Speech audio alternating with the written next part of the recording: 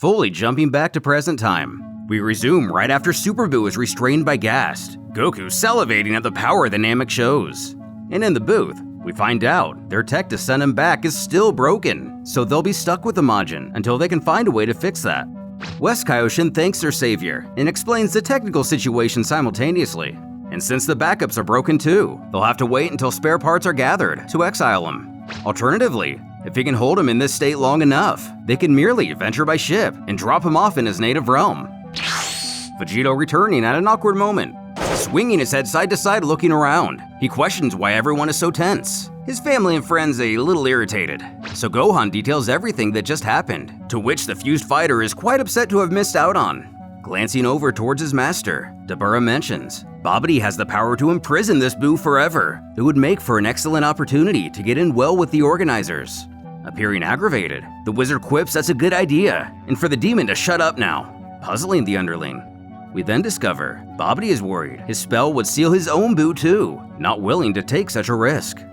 Then, with puppy eyes, the Majin apologizes, pleading to be given a second chance. But Gast thinks this must be some kind of joke. After all the destruction and chaos he just caused, now he wants another chance?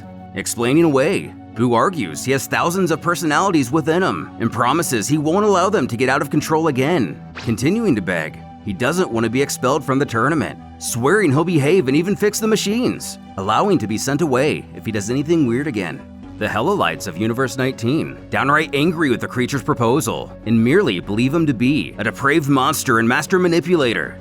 Even the audience gets in on the debate. While most believe he needs to be banished and poses a great danger to them all, some of them argue the point of this whole contest is the adventure itself, wishing he gets to stay. As the grudge of South Kaioshin and Buu continues, the Supreme Kai grits his teeth, growling there's no way those terms will be accepted. And of course, Vegito optimistically requests he stay, and he'll keep an eye on him himself. Trunks not approving. The Grand Supreme Kaioshin then states, taking risks so great goes against their age-old policies. However, this is a unique event, and this warrior is indeed comprised of many different individuals. Further elaborating and empathizing, Super Buu is used to being the omnipotent god of his own universe. Where he comes from, he's never had rules. Announcing they shall grant him another chance, but will only release him for his fights, horrifying the other Kaios. Even Gast, as respectfully as possible, attempts to quell the deity into changing his mind, mentioning he does not plan to personally contain him for so long. Though, Grand assures he will handle it himself. Shin astonished he can do such a thing. As it's revealed, he has analyzed Gast's own technique, so he will merely do the same. Even Goku amazed a move like that could be replicated, believing it was some kind of Namekian magic or something. Piccolo commenting how Grand Supreme is the greatest of gods. Extending his hand, the blob is passed over, as the Kaio shouts for the matches to continue. Cold, dusting off and sneering at the unpleasantness of the situation, Bardock actually finds himself in agreement with his one-time overlord, though noting how outclassed the both of them are by Buu. Then again, if someone like Vegito could be eliminated, anything can happen. But regarding the current fight, Cold is forced on to lose, ending up in very bad shape. Powering up, the Saiyan barks he's seen his foe's fate, and it's not a pretty sight. But it's always possible to change the future, recommending the Frost Demon give up now. Laughing this off, Cold chuckles at the thought of fearing an opponent who can see the future, as his opponents have no future.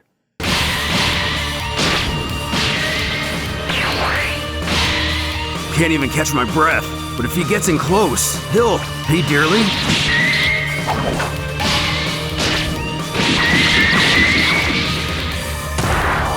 Getting the better of this match, Cold raises Bardock into the air by his leg, mocking, "These are the legendary Super Saiyans who killed his own kind in so many universes." Angry what a joke that is, pointing out how helpless his adversary looks hanging upside down. With a precarious expression, Bardock questions, "Upside down? You're the one who's upside down!"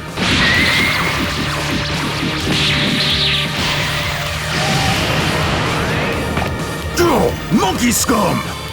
Not much longer. Terrified at the sight, Frieza gasps his father suddenly power to 100% in an instant. Goku commenting that if this Bardock guy wants to win, he's gonna have to hold out until Cold tires himself. Vegeta reminding that Bardock guy is Goku's father. Though uncertain, the Saiyan asks if that's really him. the prince screaming if he's even looked at him. Thinking hard, now that he mentions it, he does bear a striking resemblance to Raditz.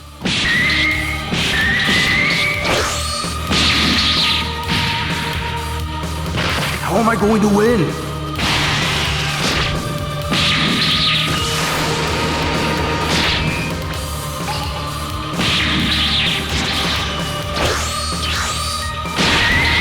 I'm stuck so long!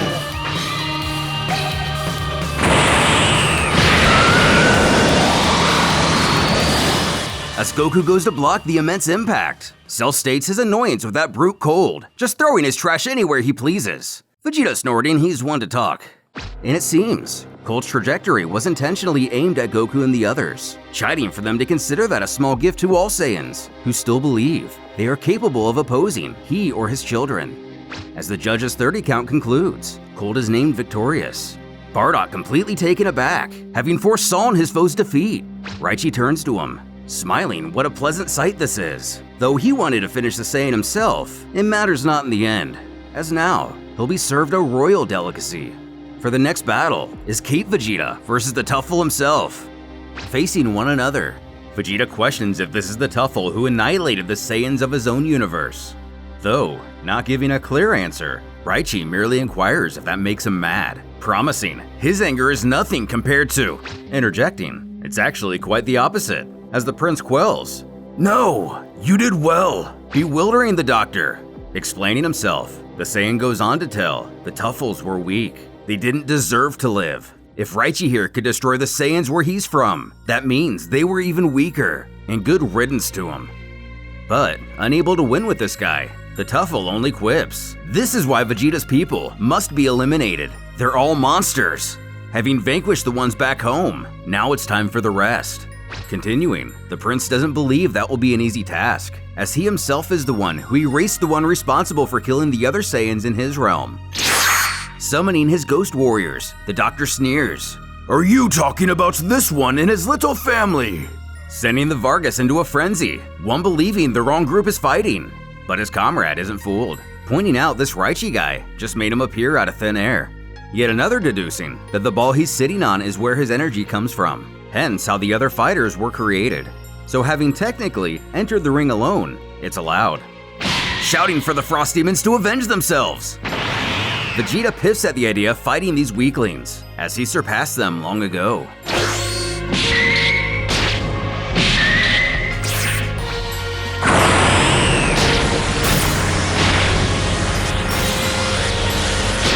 Both Frieza and his brother using Cooler's final form, which is something even Universe 13's Vegeta did not know Frieza could do. Who is pleasantly surprised himself to see he can do this. But frustrated, his sibling assures it's only an illusion. Raichi details how his ghosts are superior to the originals, and are even able to fight as a team better and control their power more efficiently.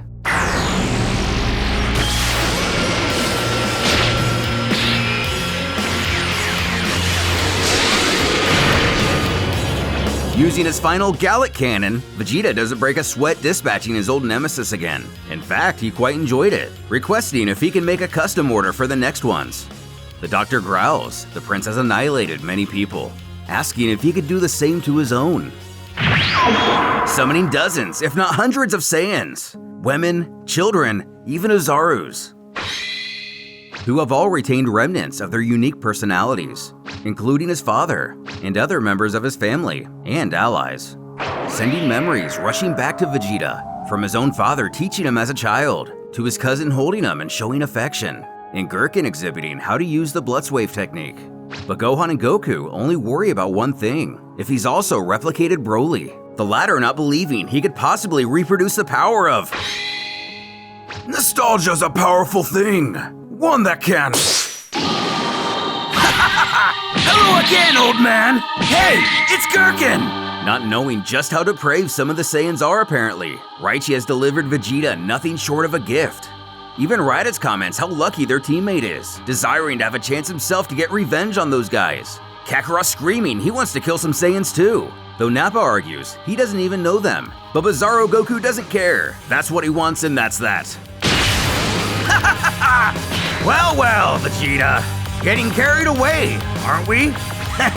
Are you killing off your own kind now? You!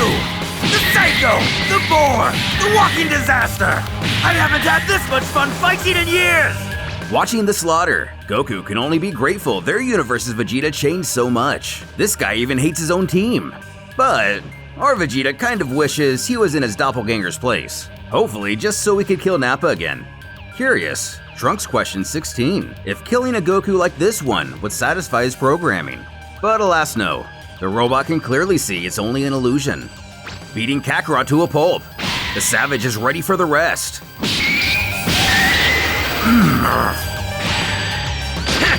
Farewell to the worthless! While Vegeta believes that to be the last of them, Raichi reveals one still remains. Goku worried he's going to go mad again. Even Vegeta 13 appears concerned. Gohan points out the obvious of him going on a rampage, but Piccolo has some skepticism, not thinking Raichi can emit so much power. The doctor rambles on that when someone dies a violent death, his machine adopts their essence, their might, and powers as well, claiming this Broly to be invincible, and his strength is constantly increasing, just like his counterpart from yesterday. Vegito and Trunks laughing how great this is, ready for the challenge. But Brawl merely barks for the eliminated ones to keep quiet. While Vegeta scoffs at the notion that Broly is invincible, the legendary transformation, on the other hand, may be. But all the Prince sees is a simple level 1 Super Saiyan in front of him. And with a single blow, Broly meets his end.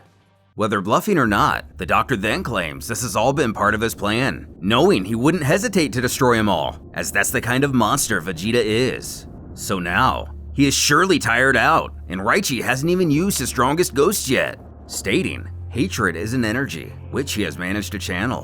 When someone dies, their hate remains and becomes his own. In Universe 3, the TUFFLE bore witness to Vegeta's massacres, collecting the power from his victims, as well as gathering it from the fallen Saiyans as well naturally, before summoning each of the warriors who have died in this tournament.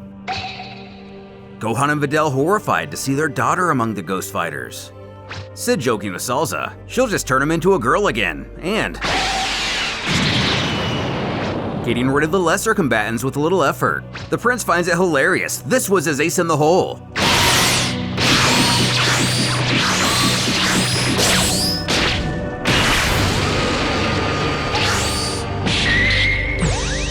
Using the Taioken. The Tai-Yoken, aka the Solar Flare. Vegeta simply closes his eyes, piffing he's already seen this trick before. When he's struck by one of the others' attack. Though it appears bad, is this really the end of Universe 13's Vegeta?